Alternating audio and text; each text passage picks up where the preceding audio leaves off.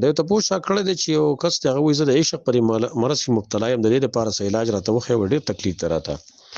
جواب دا دی چې دې دپاره ښه طریقه هغه دا ده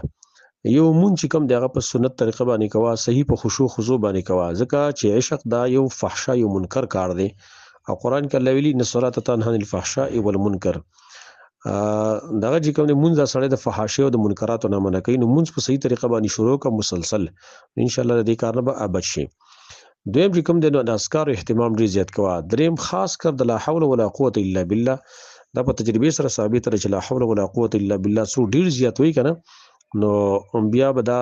زړه به یې مکمل د دې پردو زنانو نه تورېږي ها. خو دې دپاره تدابیر هم اختیارول پکار دی هغه دا ده چې په چا باندې څوک عاشق وي زنانه یو که هلک وي وغیره نو د هغه ملاقات دې نه کوي د هغه نه دې ځان وساتي نو دا خو نه کېږي چې ته یو مرض نه ځان بچ کړي او مرض څخه ته ځان ور مخکې کوي. مرض چې کوم دی هغه سړی درې کوي د ځان نه هغه سیوا کوي نه. نو مثال په تور باندې اوس یو سړی د هغه سینه خرابه ده سینه خرابه ده نو د دې لپاره پرهیز پکار دی. پرهیز دا دی چې کم شي باندې د دې سینې د مرض سیوا کي هغه به نه خوري غوړي به نه خوري مثال په تور یخ یو به نه څکي خو چې ته اوس یو طرف ته سینه دې خرابه ده بل طرف ته پسې غوړي څکي او دارنګې یخ یو پسې د بره څکي نو هغه به ښه سیوا کېږي. نو دغه رنګې دا یو مرض دی د عشق دا نه چې ته کله د هغې خواته ورځې د هغې ملاقات کې او د هغې سره خبرې اترې کوې نو دا مرض نور هم سیوا کېږي دا بیا په هېڅ شي باندې نه ختمېږي. دې لپاره طریقه دا ده لکه څرنګه چې په مرض کې ټیم لګي او هغې کې سړی علاج کوي او مرض درې کوي ځان نه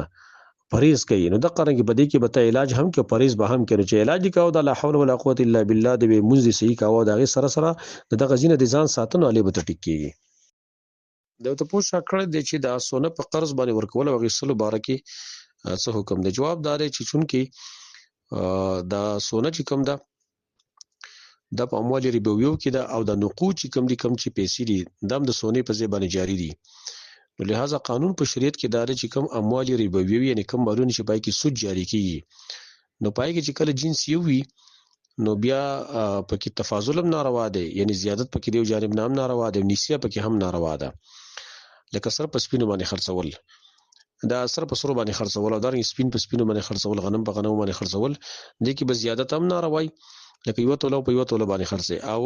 نسیه پکې هم ناروا ده. او کله چې جنس جدا جدا وي جنس جدا دی لکه سر په سپینو باندې خرڅې نو په دې کې بیا تفاضل جایز دی زیادت په کې جایز دی چې یوه توله سونی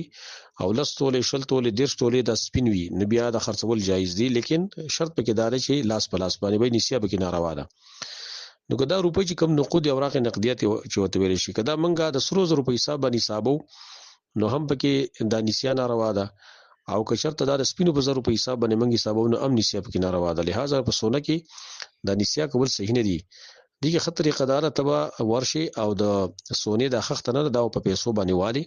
بیا به یې زرګر له ورکړي چې دا واره له دې نه ماله سونه جوړه د کالی جوړ کړه او زه به تاله د هغې په ځای باندې مزدوري درکړم دا یې طریقه ده.